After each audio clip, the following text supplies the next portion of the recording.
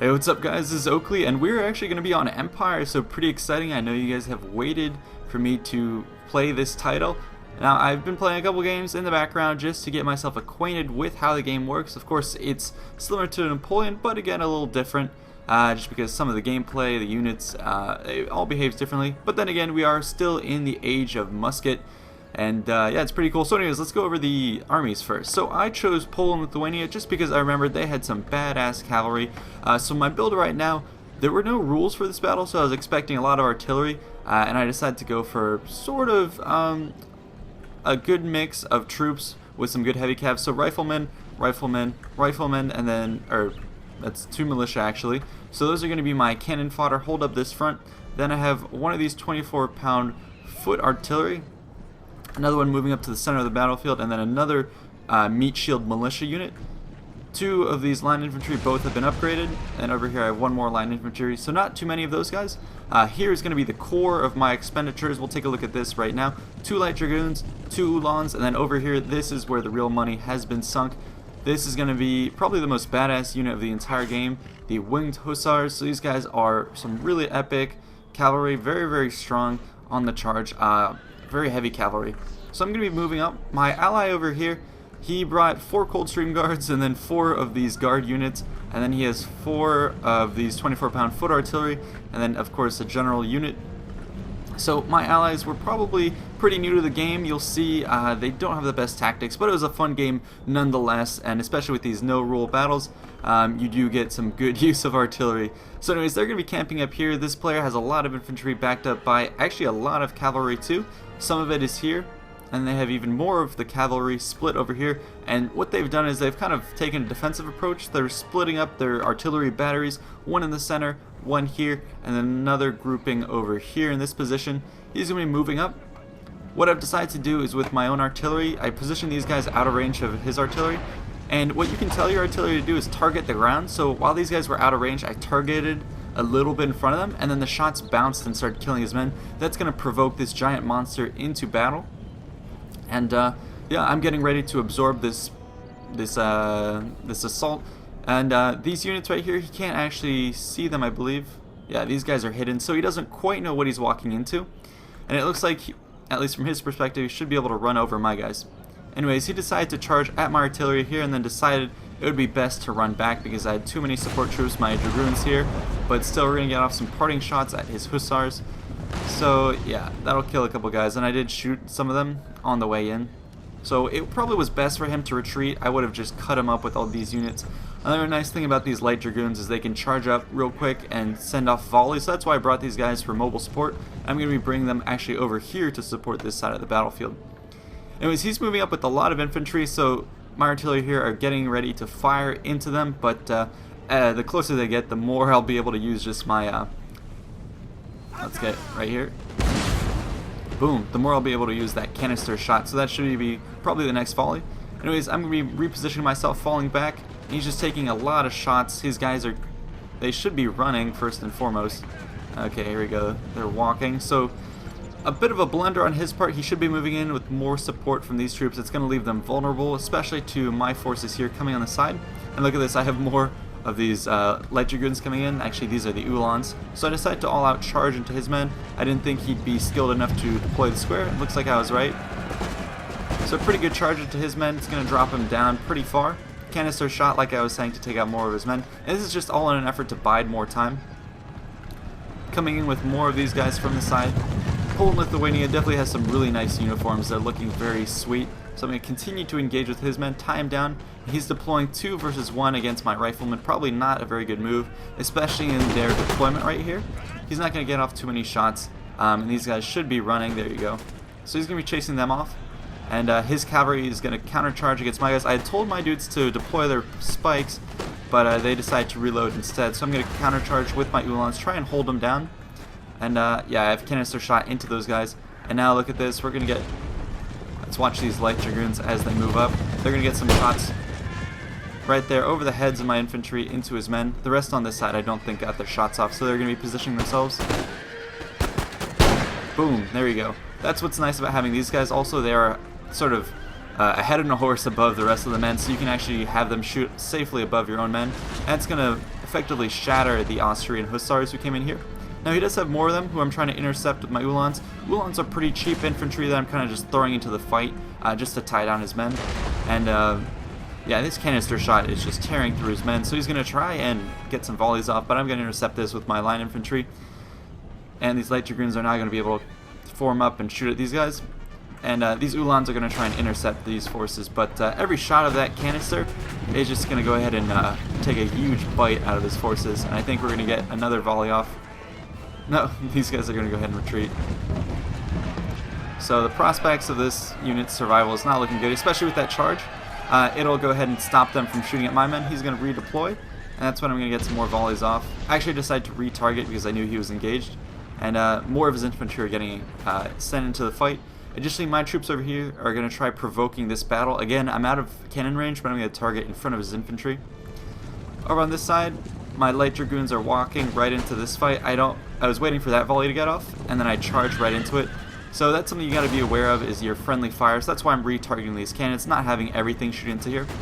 Now his howitzers are going to get into the fight right here, so I'm going to go ahead and pull back. I don't want them taking too much damage, and I'm going to reform my militia units here.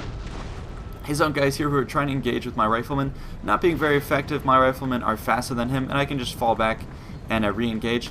And now I'm pulling up the rest of my light dragoons. Now keep in mind, I'm keeping my hussars here. These guys, as I said, are heavy cavalry, so they're best used sort of at the decisive moment. You don't want them running around too much, but I decide this is going to be the point. Take a look at his infantry right there moving up. I decide that's going to be the juicy target for my elite units, so here we go. They're moving out. They know where they want to go, and they're going to be making a beeline for those forces. Continuing to put shots on, getting my light dragoons set up right here just so we can have more arcs of fire. And it looks like he is going to reinforce this, so that's pretty good. However, yeah, multiple volleys into these guys is going to be enough to finish them off. And then here, I will more than likely be able to take out these light infantry, or at least hold down that front for a little while. So charging in with my light dragoons into melee, it's a decently viable tactic because they have these sabers that they can pull out and cut into them. It's enough to break up that fight and line up the rest of my guys. Here we go, though. He's going to be charging in with his forces here. His carabiners are moving in. They're deciding to target my artillery. Probably a decent move in the face of how much damage they're doing to his men. But take a look at this. Here we go with the hussars. And I just want to let you know that the fight is about to start there. They're just getting destroyed by that cannon fire. But I figured let's watch this. It's probably more epic. The charge of my hussars. Militia here just to soak up the fire. And here we go. Heavy cavalry coming into this fight. So half of them are going to intercept this, the rest are going to go ahead and commit into this fight here with their long stabbing spears. These guys are going to come in from the side. So they're going to absolutely massacre those units, and Canister is going to be taking out those men. The rest of my hussars are going to be going around this flank and charging through the back. Let's go ahead and watch a little bit of this slaughter just because it's going to be pretty cool to watch. So he went and charged, collapsed on that front, the Austrian player did, with his cavalry. He did have a lot of them. Let's take a look at this. So he should be switching to canister. If he did, he could probably take out the majority of these units. It looks like he's not even targeting these guys, so shame. He could have massacred those men. Anyways, back to the fight over here. My hussars are cleaning up. You can just see how they've got these infantry bottled up in here, and they're all stabbing away. Meanwhile, my other dragoons, light dragoons, are still alive. They're picking apart these Austrian infantry. However, Austria does have a lot of guys, so he has 200, whereas my line infantry only has 160. So that's kind of the advantage of Austria. You do have a lot of men, so he's able to tank those losses. Over here, his forces are going to get sandwiched between my riflemen on that side and my militia here, so he's going to be biting the dust. However, more reinforcements are coming in, and there's artillery support, so I decided to pull out once I had committed my militia to this fight. So the rest of my hussars are going to be pulling out of this fight. I don't want to risk losing too many of my heavy cav, and I'm going to be lining up some guards who I was saving for this part of the battle, and they're going to be lining up, and I'm going to pull my hussars behind that line, so this is going to be where I rally behind. Taking a look at this flank over here, I'm going to be positioning some of my light infantry to support. It looks like his artillery line is going to be biting the dust, especially with his Coldstream guards positioned behind them. But these guards are going to be having the methodical platoon fire, which is where they fire across the rank right here. That's something I think was taken out of Napoleon. I'm not quite sure why. It's pretty effective, but it means you have constant fire. And again, if these guys were shooting in canister shot, boom, this entire army would be gone.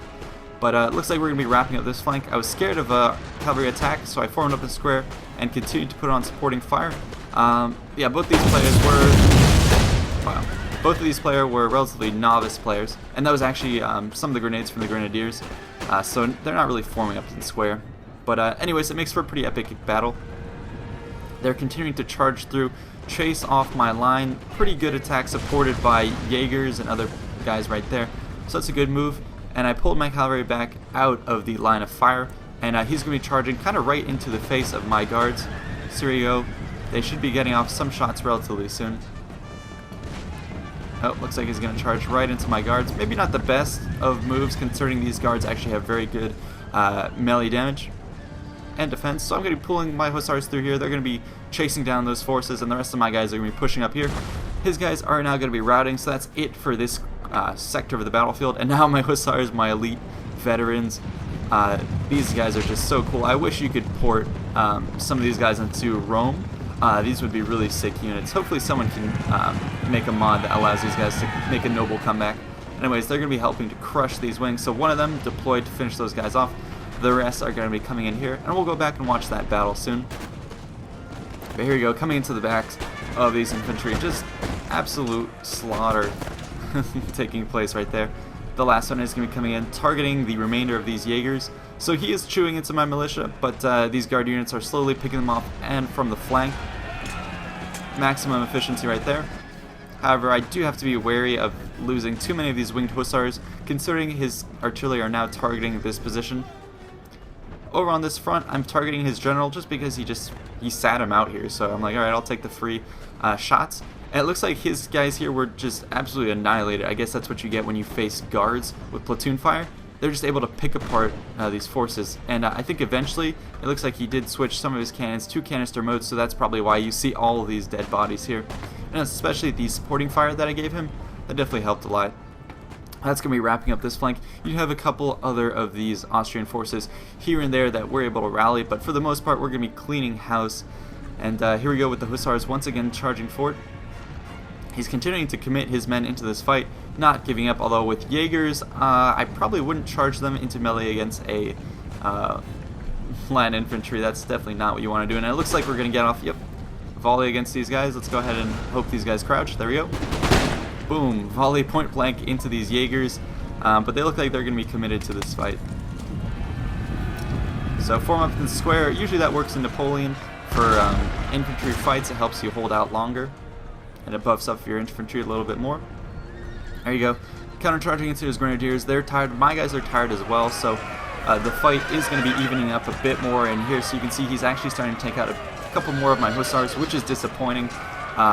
If I had upgraded these guys even more, I could have just thrashed his units. But again, this is 3 guys against my one group of Hussars. So here comes his companion, his brother unit. So they're going to be coming in. Really like the leopard skins on the back of these guys. It kind of looks like the analogy to Alexander's units, the companions. These guys are the elite cavalry forces. And actually, if you're looking at the sort of the wings that they have on their back, they did have those historically. That's why they're called the Winged Hussars, obviously. And those had actually, I can't remember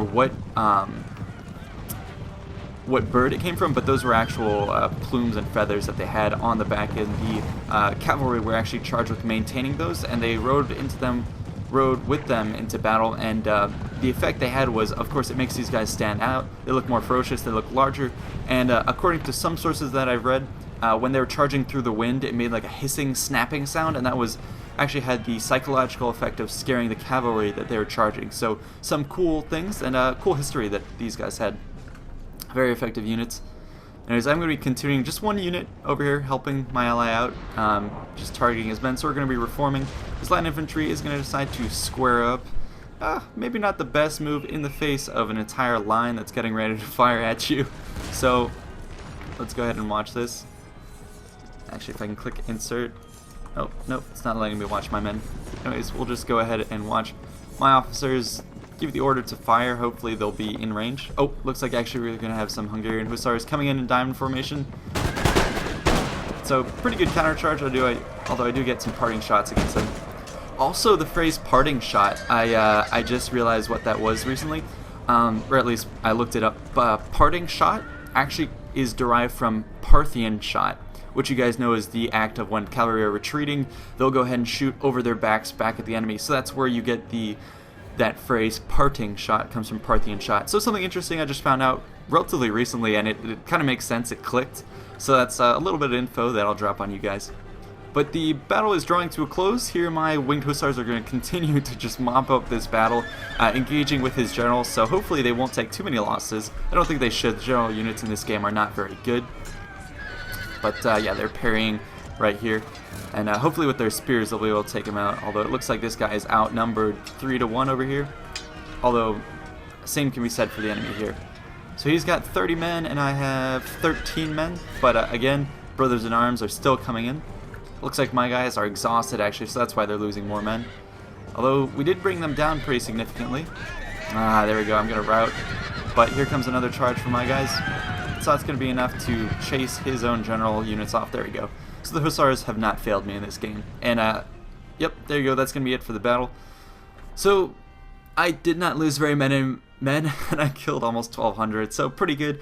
Opponents didn't do too well, but you can see definitely the benefits of Austria. They have a lot of units that are kind of buffed up, but they do lack a little bit of the quality. So I hope you guys enjoyed this. I will see you guys next time. Make a recommendation for what other game modes you like to see.